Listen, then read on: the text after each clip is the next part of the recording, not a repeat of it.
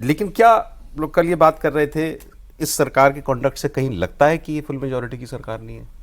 क्या ऐसा लगा पिछले 2 साल में कि नरेंद्र मोदी फैसले उस रूप से नहीं ले पा रहे जैसे उन्होंने 14 के बाद लिए थे या 19 के बाद लिए थे जब पूरी मेजॉरिटी थी? बिल्कुल भी ऐसा नहीं लगता है।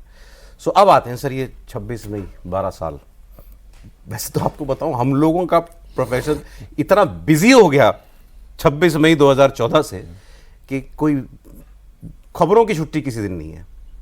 ये तो मोदी जी ने कर दिया। और बाकी आज मैंने कई लोगों से यही जब राय पूछी तो यही था कि भाई अचीवमेंट्स ज़्यादा है, डिसअपॉइंटमेंट्स ज़्यादा इन 12 सालों की? क्या बताइए। अचीवमेंट्स तो बहुत ज़्यादा है, बहुत ज़्यादा। और वो जो कबीर दास का दोहा है कि धीरे धीरे रे मना धीरे सब कुछ होए, माली सींचे 100 घड़ा ऋतु आए फल होए। तो पेशेंस जो है ये मूल मंत्र है प्रधानमंत्री नरेंद्र मोदी का। तो पश्चिम बंगाल के बारे में 3 लोगों का पेशेंस देखा मैंने, प्रधानमंत्री नरेंद्र मोदी, केंद्रीय गृह मंत्री अमित शाह और देवेंद्र फडणवीस। 3 लोग ये कभी डिगे ही नहीं कि बंगाल कि वहां राष्ट्रपति शासन लगना चाहिए। मुझे तो कई बार लगा है कार्यक्रम में कि हमसे कहेंगे उठ के चले जाइए। आप बार-बार कहते थे, जितनी बार हम कहते थे लगना चाहिए, क्यों नहीं लगना चाहिए, ये गुस्से में आते थे। तो इसलिए देखिए, अब ये तो नेता ही देख सकता है, जो कह सकते हैं आप दृष्टा है, जिसको आगे का दिखता है या जो आगे का देख सकता है। वो गलत भी साबित हो सकता है, सही भी साबित हो सकता है, लेकिन ज़्यादातर सही साबित हो अगर, तो आपको समझ में आता है कि उसको समझ में आ रहा है कि आगे क्या होने वाला है, किस रास्ते पर चले तो उस वहाँ जल्दी पहुँचेंगे। ये काम किया। वैसे ही आप देखिए जो वो कश्मीर फाइल्स का जो डायलॉग था ना, सरकार बल्ले उनकी, ये सिस्टम हमारा है। 12 साल बाद अब लग रहा है कि सिस्टम बदल रहा है।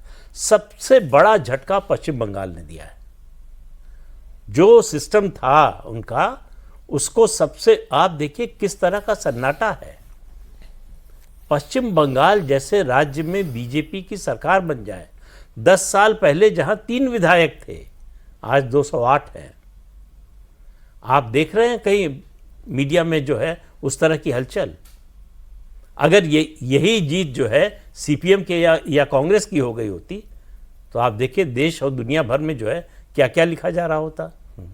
आज ढूंढ रहे, कह रहे हैं कि सेकुलरिज्म का कोई नया आपको स्वरूप ढूंढना पड़ेगा। कैसे लड़े बीजेपी से, इसका तरीका खोजना पड़ेगा। और फाल्ता का जो चुनाव है उसने जितना बड़ा मैसेज दिया है, मैं मानता हूं कि पश्चिम बंगाल के विधानसभा चुनाव के नतीजे से भी बड़ा है। क्या सर? ये पहली बार, मतलब मैंने इस तरह का जो है नंबर नहीं देखा कि मुसलमानों से ज़्यादा परसेंटेज पोलिंग का हिंदुओं का रहा। 97%, मुस्लिम वोटिंग परसेंटेज 72.8%। और जितने हिंदू वोटर हैं और पढ़े हैं वो सब वोट बीजेपी को, लगभग सभी बीजेपी को गए। तो ऐसा कोई चुनाव मैंने तो नहीं देखा, मुझे नहीं याद है, न पढ़ा इसके बारे में। ठीक बात। तो ये जो फिनोमिना है, इससे ज्यादा डर है विपक्ष को कि इसका क्या जवाब।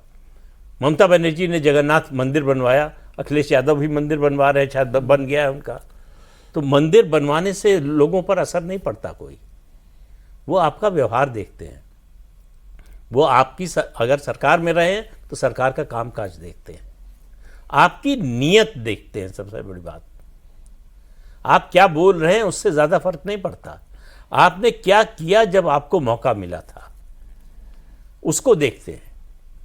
वरना तो फिर जो है हिंदुओं को खुश हो जाना चाहिए था कि ममता बनर्जी मंदिर बनवा रही हैं, पूजा पंडाल के लिए भी पैसा देने लगी, पुजारियों को पैसा देने लगी। कोई असर हुआ उसका कुछ का? तो ये जो मौका देखकर जो है चौका लगाने की जो कोशिश होती है वो कामयाब होती नहीं।